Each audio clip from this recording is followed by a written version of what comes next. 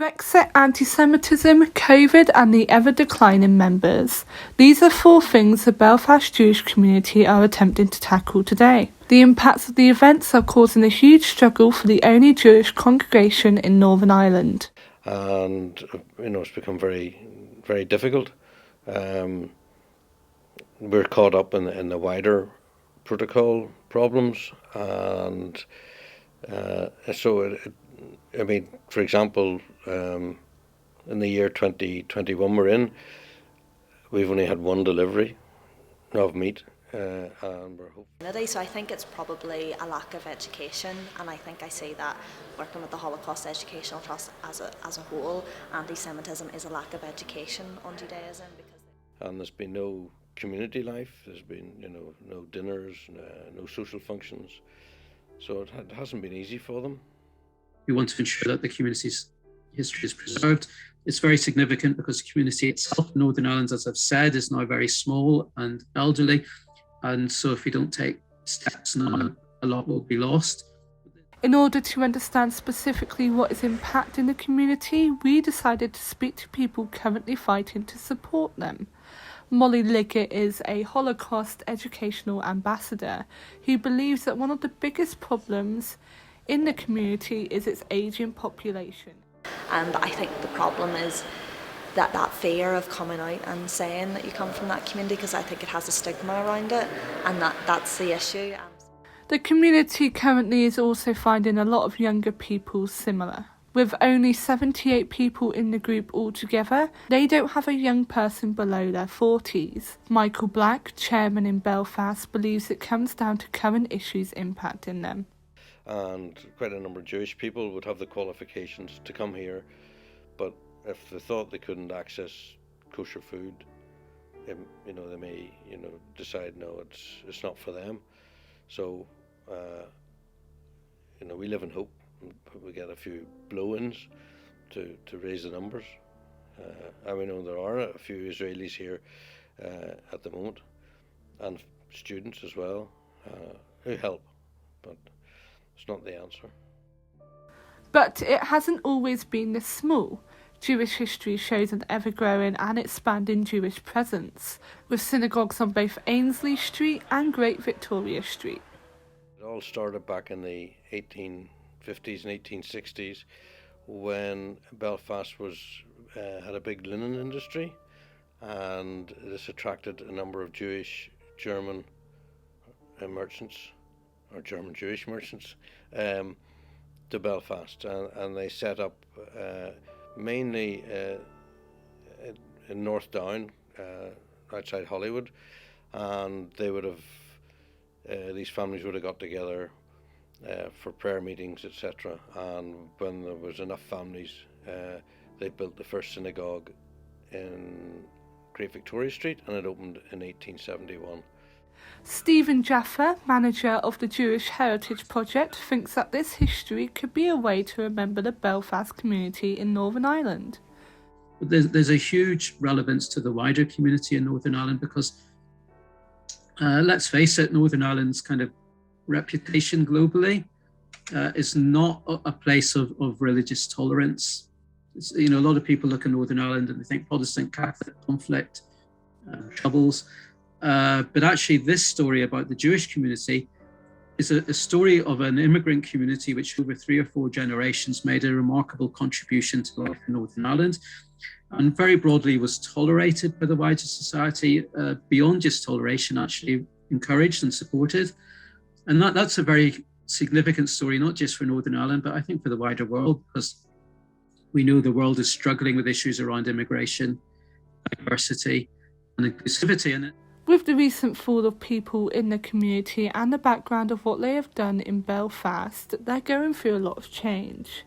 Past shows predominant figures in Belfast, such as Lord Mayor Otto Jaffa and the more present Harland and Wolff, a business co-owned by Jewish-German businessman Gustav Wilhelm Wolff. However, with this history, the worry of anti-Semitism is also rising today. So you see anti-Semitism on the rise. Here in Northern Ireland recently we had Jewish graves that were defaced coming up to Israel's Independence Day, because a lot of people link the issues with Israel and Palestine to Judaism and the religion. So I think a lot of people are actually scared and fearful to say that they come from that community, and that could also be another reason why it's on the decline. These attacks haven't just been on Jewish graves either. Ignorant, then it's just it's worse. But a lot of it would be. I mean, for example, there was an anti-vax protest at the City Hall the other day, and they were running around with the yellow stars, which from the Holocaust, and Nazi symbols. So they were relating vaccine to how Jews were treated in Germany. Where does that come from?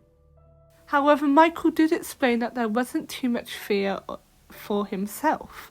Currently, the chairman, alongside other members of the community, are trying to fight the Northern Ireland Protocol and COVID-19 restrictions. Since the UK left the EU in January 2020, a grace period was set to ensure kosher could be delivered to Northern Ireland from Manchester in England. This is against the protocol requirements and is still creating limits for the community. In the year 2021 we're in, we've only had one delivery of meat, and we're hopefully getting another one before Christmas. But for many people, they've had to become vegetarians, or we've helped each other, and some people have brought stuff back in their cars, have gone over to England. The movement of kosher meats under the Northern Ireland Protocol means more paperwork and harsher borders have been put on what can be brought into the country. Not only has it meant the Jewish have become limited in food products, but it also made the planning of religious ceremonies harder. Yeah, well, it is, and one of the big problems coming up for us is the festival of Passover, because it's not just food, it's everything, right? For the very observant, it's even toothpaste has to be kosher, and so it all has to be brought in, and we haven't got round that one yet, but it's going to concentrate our minds. In terms of resolving the issues, Michael believes it's unlikely to happen anytime soon. If they didn't have the grace period, then it would be, I would say, impossible to bring food. Molly also believes there's only one way the kosher meat problem can be fixed. I think for that issue to be resolved, the Northern Ireland Protocol is going to have to be totally scrapped, which is going to be a massive issue. We're going to need the UK government to trigger Article 16, because without that, we're still going to have this issue. As of the start of 2022, nothing has still yet to be said about any changes to kosher deliveries. This is the same for COVID-19, with many of the community being unable to celebrate or feel comfortable attending Sunday prayer. We've had to put in special measures, and even with that, a number of them, don't feel safe in coming along at the moment, and there's been no community life, there's been no dinners, no social functions, so it hasn't been easy for them.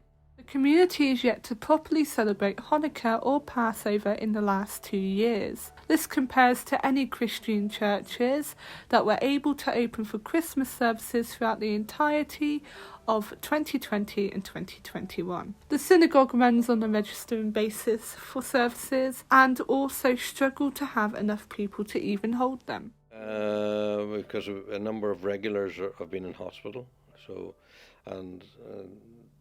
in order to have a service in an Orthodox synagogue, you need 10 men over the age of 13. Overall, the community is faced with concern at resolving all these issues brought to them. Stephen Jaffa, however, does hope to bring some light with his current project. We're going to publish an online map, both of Belfast and Northern Ireland, and it will show about 60 locations which tell a Jewish story. So it touches on much wider than just the Jewish community itself. It's part and parcel of the history of Northern Ireland.